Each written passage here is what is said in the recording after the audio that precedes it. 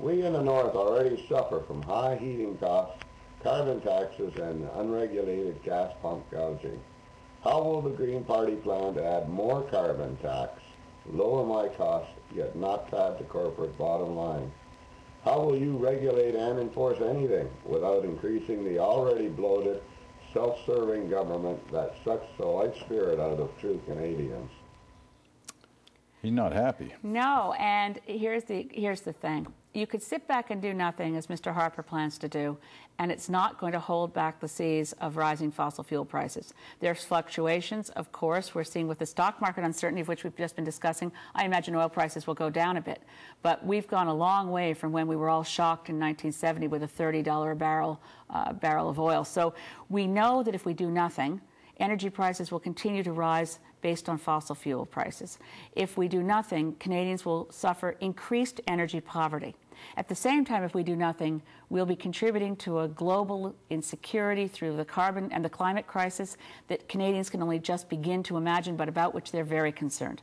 So fortunately, the solution is to slow down our greenhouse gas emissions, send an efficient signal to our marketplace through carbon taxes, but use that revenue to get relief to people like the caller and we need to have help, particularly to seniors who have high energy prices. For winter coming up, we need to ensure that what we would do is increase the guaranteed income supplement to low-income seniors by 25%. And for Northerners, which is obviously part of his concern. And anyone in a rural area, we would have a GST rebate, an entire GST rebate, and we would ensure that anyone earning $20,000 or less didn't pay tax at all. And of course, we have the whole rest of our program, which, as I suggested in the answer about small business, is aggressive in finding ways to help people reduce the dependency on carbon so that they both are rewarded from avoiding high heating prices and they get the help that they need to be secure in the winter from energy prices. The carbon taxes, you know, both your proposal and the Liberal proposal, they're both controversial. Here's another question about it. Here it is. Hi, my name is David Giesbrecht and I live in Coaldale, Alberta. I am single, disabled, and self-employed, earning less than $25,000 a year. I drive a 12-year-old car because I cannot afford a newer, more efficient one. I see the carbon tax policy of the Green Party raising the price of everything I use every day because businesses pass on their increases to the consumer. What benefit will I receive from the Green Party policies after I have paid everyone else's carbon tax? All right. What benefit fits for him? Well, first of all, we would have a very clear program to help people with disabilities, but I think he's an income earner outside of that range. He would certainly benefit from the programs to assist him buying a more energy efficient vehicle. He would certainly benefit from the programs that support municipalities so they'd have better mass transit to assist him in avoiding needing a vehicle if he didn't need to use one.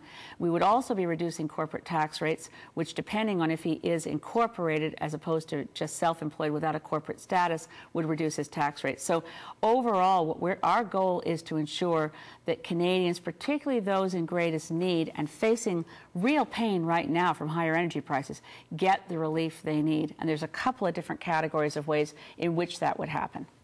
Why has the whole issue of a carbon tax met with such negative response on the part of the majority? I don't know that that's true. The majority of voters have consistently supported real action on the climate crisis, and have consistently said, seems to be no, the another tax thing. shift. No, the numbers were very robust and remain so.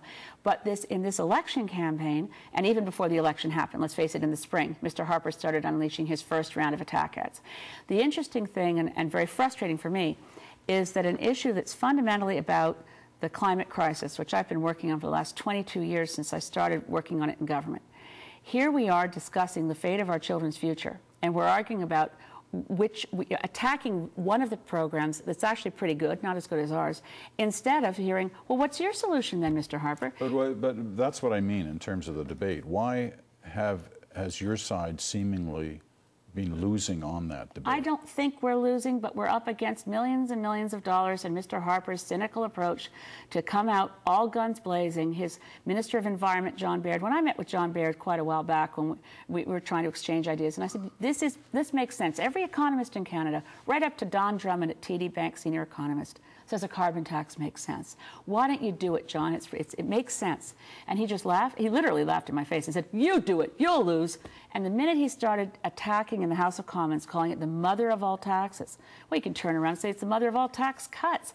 It's been framed in a way that is taking Canadians, and I don't believe most people are moving away from support of real climate action. It's being framed in a way that takes us away from the fact that the climate and the global scientific community says we must act soon.